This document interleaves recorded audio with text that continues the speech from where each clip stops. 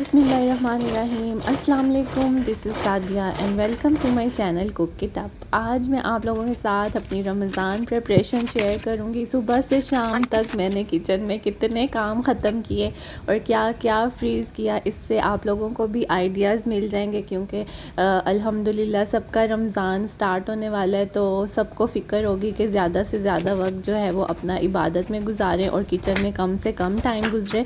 तो उसके लिए बेहतर यही है कि आप पहले से तैयारी करके रख लें। तो चलें फिर शुरू करते हैं।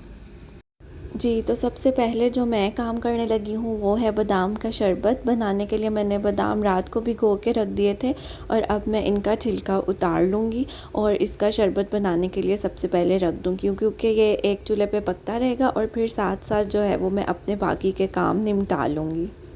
यहाँ पर मैंने छीले हुए बादामों के साथ ही सब्ज़ इलायची डाल दी है 5 से 6। आप चाहें तो अलहदा अगर पिसा हुआ पाउडर है आपके पास तो आप वो भी शामिल कर सकते हैं। और अब आपने पानी डालते जाना है और बादामों का जो है वो पेस्ट बना लेना है, फ़ाइन सा पेस्ट। चीनी की और बादाम की क्या रेशो होगी और कितना कितना क्वांटिटी में जाएगा, एग्जैक्ट जो रेसिपी है वो मैं वीडियो के नीचे डिस्क्रिप्शन में दे दूँगी, आप वहाँ से फ़ॉलो कर सकते हैं। यहाँ पे मैं थोड़ा थोड़ा करके पानी डालूँगी और इसका पेस्ट तैयार कर लेंगे। अब पेस्ट तैयार होने के बाद यहाँ पे मैंने एक खुली देगची ले ली है ताकि जो भी बादाम और चीनी का मिक्सचर बने वो उबलने के चांसेस कम से कम हो जाएं। यहाँ पे चीनी डालेंगे और साथ ही इसमें पानी शामिल कर देंगे। पानी और चीनी को पका के हमने एक शुगर सिरप जो है वो इसका तैयार कर लेना है। यहाँ पर 5 से 10 मिनट आपके लगेंगे और चीनी और पानी बिल्कुल अच्छे से पक के ये देखें एक शुगर सिरप की शक्ल में रेडी हो गया। और इसी स्टेज पे आपने जो बादाम और इलायची का पेस्ट बनाया था वो शामिल कर देना है और बस अब इसको चम्मच चलाएंगे और वक्फे वक्फे से चलाएंगे, कॉन्टीन्यूसली चलाने की ज़रूरत नहीं है। और आपका शरबत उस वक्त तक आपने पकाना है जब तक थिक हो जाए और आपने झाग ऊपर जो आएगी उसको उतारते जाना है। इस तरह 1 घंटे में आपका जो बादाम का शरबत है वो तैयार हो जाएगा। चलें जी, तो अब यहाँ पे मेरे पास लीमू रखे हुए हैं और मैं इनका भी जूस निकाल के फ्रीज़ कर लूँगी। इससे क्या होगा कि ऐन इफ्तार के वक्त अगर आप लेमनेड बनाते हैं तो आपका काम बहुत आसान हो जाएगा। बस आपने क्यूब्स लेमन जूस का क्यूब डाला और शुगर सिरप डाला और आपका जो ड्रिंक है वो मिनटों में तैयार हो जाएगा। इसी तरह सारा लेमन मैं स्क्वीज़ कर लूँगी और उसके बाद आइस क्यूब ट्रे मैंने रखी हुई है जो कि फ़्लेक्सिबल है और जमने के बाद बहुत आसानी से इससे रिमूव हो जाएगा। और साथ साथ इसके पुदीने के पत्ते डाल दें तो आपका जो लेमन जूस है वो बहुत रिफ़्रेशिंग रहता है और लगता भी है। इसके अलावा आप इसमें लेमन जेस्ट भी शामिल कर सकते हैं, वो भी अच्छे से फ्रीज़ हो जाता है। चलें जी, तो अब आ जाते हैं हम समोसों की फ़िलिंग तैयार करने के लिए। ताकि फ़िलिंग हमारी रेडी होगी उसको ठंडा करने का टाइम देंगे और उसके बाद जो है हम समोसे भरेंगे। मैं यहाँ पे चिकन के कीमे की फ़िलिंग बना रही हूँ। प्याज मैंने बिल्कुल ऑमलेट जैसी चॉप कर ली है, हरी मिर्च भी चॉप कर ली है। ऑयल बिल्कुल कम डालना है आपने क्योंकि अगर ऑयल आपका ज़्यादा होगा तो फिर समोसे जो फ्राई होने के बाद एक तो भारी हो जाएंगे और दूसरा सोगी से भी हो जाएंगे। जैसे ही प्याज हल्का सा फ्राई हुआ साथ ही आपने जो हरी मिर्चें चॉप करके हमने रखी हैं वो भी शामिल कर देनी है। और उसके बाद यहाँ पे चिकन का कीमा मैंने शामिल कर दिया है। अब इसको 1 से 2 मिनट के लिए फ्राई करेंगे ताकि चिकन का जो भी कच्चापन और स्मेल वगैरह वो ख़त्म हो जाए। और उसके बाद स्पाइसेस शामिल कर देंगे, नमक, लाल मिर्च, हल्दी और ज़ीरा। ये बेसिक इसके जो मसाले हैं वो हमने शामिल किए। बहुत सूखी सूखी सी फीलिंग आपकी बननी चाहिए, जैसे ये देखें अभी नज़र आ रहा है। साथ साथ यहाँ पे मैं अपनी हरी चटनी की तैयारी कर रही हूँ जो मैंने फ्रीज़ करके रखनी है। और यहाँ पे ये समोसों के कीमे में डालने के लिए मैंने हरा प्याज काट के चॉप करके रख लिया है। यहाँ पे अब कीमा बिल्कुल तैयार है और लास्ट में आपने हरा धनिया शामिल कर देना है और हरी प्याज डाल देंगे। 1 से 2 दफ़ा चम्मच चलाएंगे और ये फिलिंग हमारी बहुत मज़ेदार बनती है। ये तैयार है और इसको ठंडा करने के लिए मैं छोड़ दूँगी। अब मैं यहाँ पे तैयारी कर रही हूँ हरी चटनी की क्योंकि रमज़ान में रायता रोज़ाना बनता है तो फ्रिज में तो नहीं रहती, 2 से 3 दिन के बाद चटनी काली होने लगती है, तो इसलिए मैं हमेशा इसको फ्रीज़ कर लेती हूँ। फ्रीज़ करने से जो है वो ज़्यादा अरसे तक आपकी चटनी चल जाती है। तो इसमें मैंने धनिया, पुदीना और हरी मिर्चें डाली हैं और साथ में ज़ीरा और नमक भी डाला है। अगर एग्जैक्ट आपको क्वांटिटी चाहिए तो मैं डिस्क्रिप्शन बॉक्स में हरी चटनी का जो लिंक है डिटेल्ड रेसिपी का वो डाल दूँगी, वो आप चेक कर लीजिएगा। अब बारी है इफ्तारी के मोस्ट फेवरेट हिट आइटम की जी, स्प्रिंग रोल्स की। और ये थोड़े से डिफरेंट हैं स्प्रिंग रोल्स। सब्जियां सारी वही हैं लेकिन इसमें सॉसेस का इस्तेमाल होगा, और इसके अलावा ये बारबेक्यू स्प्रिंग रोल्स हैं तो वो थोड़ा सा तरीका डिफरेंट है। यहाँ अपना टाइम बचाने के लिए और आसानी के लिए मैं यहाँ पे चॉपर का इस्तेमाल कर रही हूँ, और आधी सब्ज़ी मैंने बारीक वाले ब्लेड से चॉप की है और आधी जो है वो थोड़ा सा ये जो थिक सा ब्लेड है ये वाला इससे किया। उससे क्या होगा कि बहुत ज़्यादा कीमा भी नहीं बनेगा सब्जियों का और बहुत मोटी मोटी भी नहीं रहेंगी, तो बिल्कुल परफेक्ट जो है वो सब्ज़ी हमारी कट के और फिर पक के जो इसमें है तैयार होगी। अगर बहुत बारीक भी अच्छी नहीं लगती। अब इसकी फिलिंग तैयार करने के लिए सबसे पहले मैंने बिल्कुल हल्का सा ऑयल लिया है और उसमें लहसुन अदरक का पेस्ट डाल दिया। जैसे ही वो सोते होगा तो इसमें बॉयल और जो श्रेडेड चिकन है वो शामिल कर देंगे, और उसके बाद इसमें सारी सॉसेस 1 बाय 1 करके डालेंगे। और फिलिंग तैयार करते वक्त आपने बस एक चीज़ का ख्याल रखना है कि आंच जो है वो हाई हीट होनी चाहिए। अगर आप कम आंच पे फिलिंग तैयार करेंगे तो फिर क्या होगा, सब्जियां जो है वो अपने जूसेस रिलीज़ करेंगी और जो हमारी फिलिंग है वो सोगी सोगी सी और वाटरी रहेगी। तो इसलिए हाई फ्लेम पे आपने इसको पका लेना है। जैसे ही चिकन फ्राई हो गया मैंने सारी जो सब्जियां काट के रखी थी वो इसमें शामिल कर दी। साथ ही सोया सॉस डाला, वुस्टरशायर सॉस डाला, चाइनीज़ सॉल्ट, वाइट पेपर डाली है, कुटी हुई लाल मिर्च डाली है और थोड़ा सा नमक डाला है। ठीक है, और इन सब चीज़ों को अच्छी तरह से हाई हीट पे मिक्स कर लेंगे। चाइनीज़ सॉल्ट या फिर चिकन पाउडर ज़रूर डालें, उससे बहुत अच्छा फ्लेवर आता है। ये फिलिंग हो गई है हमारी तैयार, बिल्कुल ड्राई है, आप देख सकते हैं कोई इसमें पानी नहीं मैंने रहने दिया।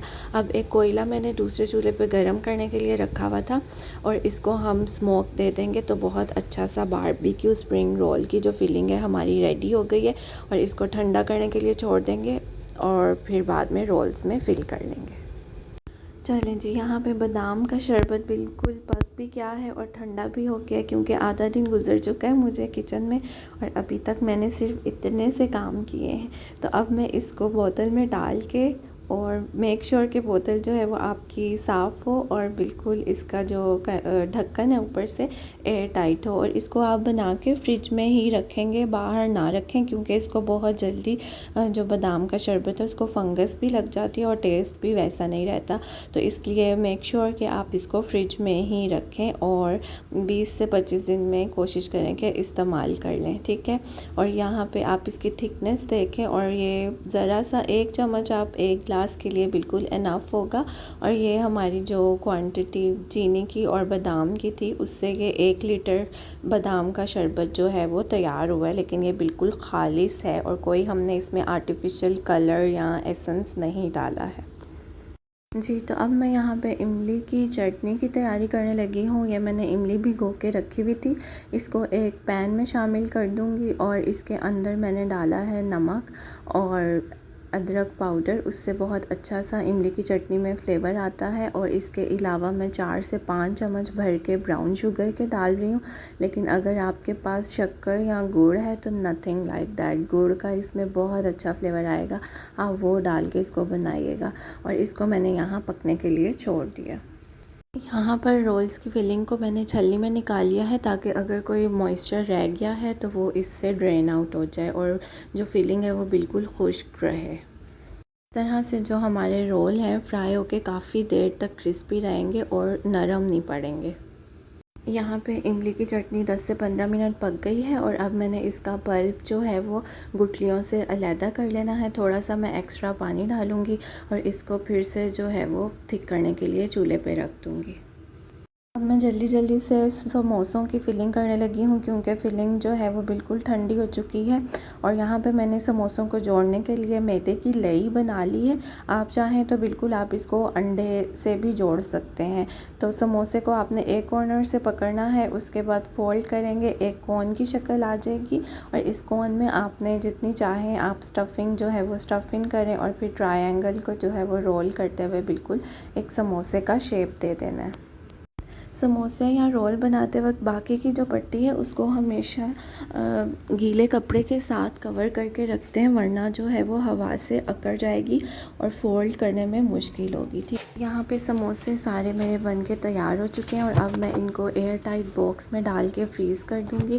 पहले क्लिंग लगाएंगे और फिर समोसों की लेयर आप क्लिंग की जगह बटर पेपर यूज़ कर सकते हैं, वरना कोई भी जो प्लास्टिक के शॉपर थैलियाँ घर पे आती हैं उसको कट करके उसको भी बीच में रख सकते हैं। इससे क्या होगा कि फ्रीज़ होने के बाद भी आपका हर समोसा जो है वो अलहदा रहेगा और आपस में जुड़ेंगे नहीं है।